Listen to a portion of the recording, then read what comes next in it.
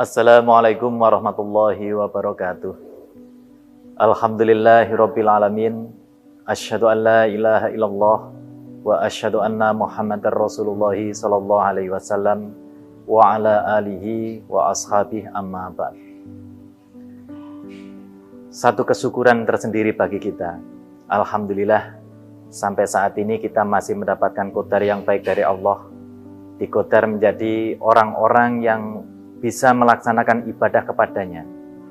Dan alhamdulillah kita juga dimudahkan Allah untuk mengerjakan ibadah yang kita yakini ini akan bisa menghantarkan kita masuk surga selamat dari neraka. Ada PR besar bagi kita semua. Apa yang kita impikan bisa masuk surga selamat dari neraka, itu bisa kita capai. Yaitu angan-angan kita bersama. Pengen mati dalam keadaan husnul khotimah. Ibadah itu merupakan kewajiban bagi semua manusia yang telah diciptakan Allah di muka bumi ini. Sebagaimana firman Allah, "Wa ma khalaqatul jinna wal insa illa liya'budun." Tapi yang harus kita tanyakan pada diri kita sendiri, apakah ibadah yang kita kerjakan selama di dunia ini nantinya benar-benar bisa menghantarkan kita masuk surga selamat dari neraka? Ini yang harus kita jawab. Karena tidak kita inginkan jika kita setelah beribadah di dunia ternyata nantinya hanya sebagai fata morgana saja. Kita hanya dipameri oleh malaikat tentang pahala yang harus kita terima. Tapi kenyataannya tidak bisa kita nikmati. Maka dalam kesempatan yang baik ini sedikit saya ingin memesankan kepada diri saya sendiri dan kepada semua pemirsa yang dimanapun Anda berada. Mari kita jaga amal ibadah kita, agar setelah kita mencapai yang namanya husnul khotimah, ibadah kita itu bisa benar-benar kita nikmati hasilnya kelak di hadapan Allah. Ada 3 hal yang harus kita perhatikan.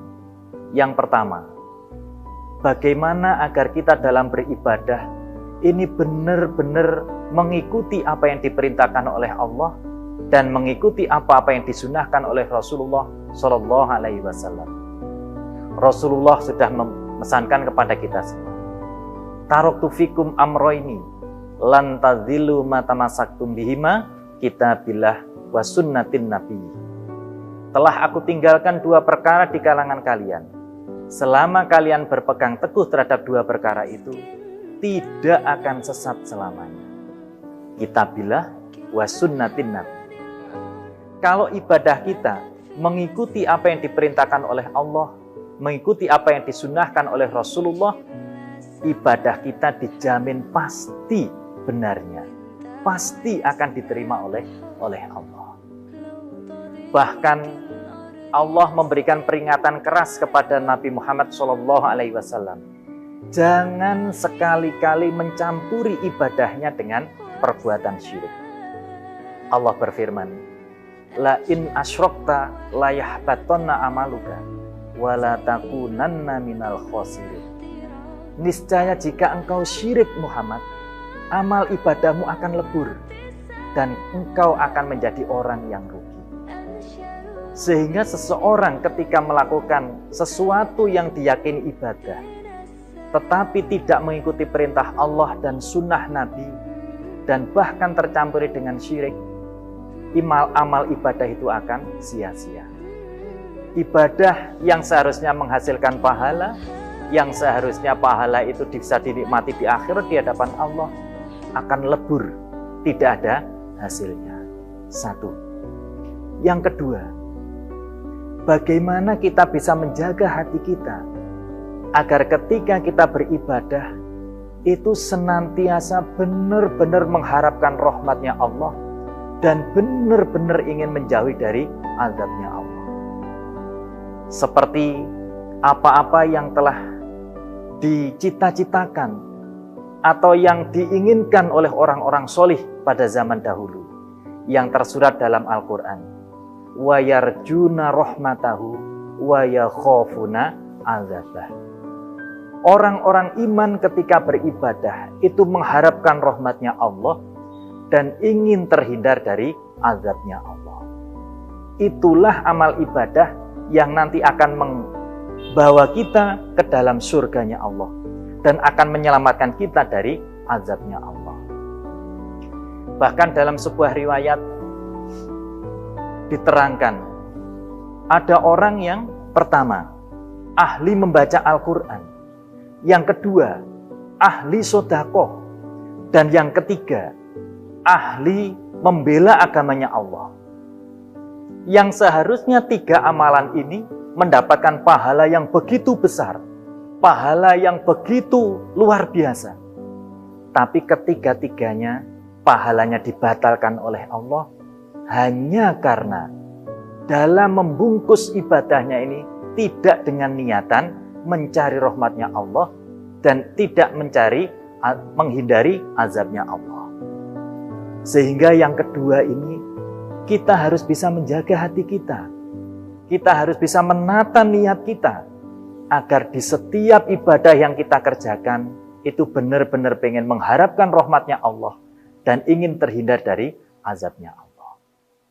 Yang ketiga, para pemirsa dimanapun Anda berada, yang harus kita lakukan, yang harus kita upayakan agar kita setelah mencapai husnul khotimah atau setelah beribadah di dalam menjalankan perintah-perintah dari Allah, menjalankan sunnah-sunnah Rasulullah, itu benar-benar mendapatkan hasil seperti yang kita impikan.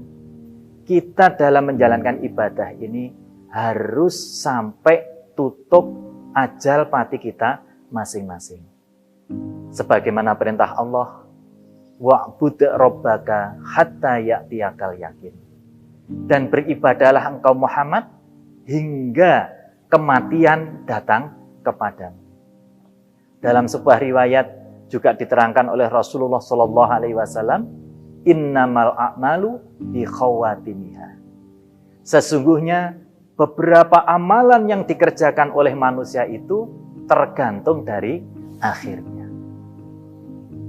Para pemirsa dimanapun Anda berada, jika kita mengerjakan ibadah kepada Allah dengan disertai dengan satu, mengikuti perintah-perintah dari Allah Rasul, membungkus ibadah itu dengan niat yang benar, dan kita kerjakan hingga ajal menjemput kita, yakin pasti ibadah itu nanti akan mendampingi kita di alam kubur, mendatangkan naungan di hari kiamat, dan memudahkan kita dalam menjalani hisaban dari Allah.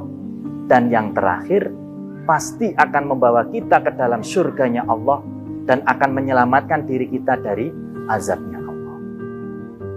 Inilah yang sangat kita impikan setelah kita setiap saat berdoa kepada Allah, memohon kepada Allah, Rabbana atina fid dunya hasanah wa fil akhirati hasanah.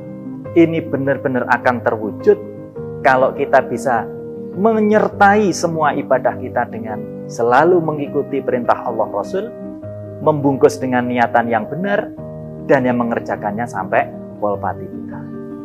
Sehingga dalam kesempatan yang baik ini, mari kita menjaga diri kita, amal ibadah kita, agar sesuai dengan impian kita, bisa menghantarkan kita masuk surga selamat dari neraka.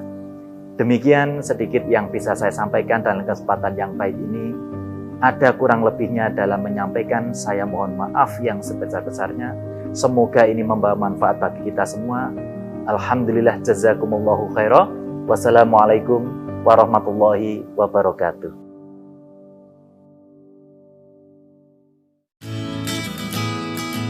Alhamdulillahi jazakumullahu khairah telah menonton video ini. Jangan lupa klik tombol subscribe untuk menunjukkan dukungan ke channel LDI TV. Dan klik tombol lonceng untuk mendapatkan update video terbaru. Wassalamualaikum warahmatullahi wabarakatuh.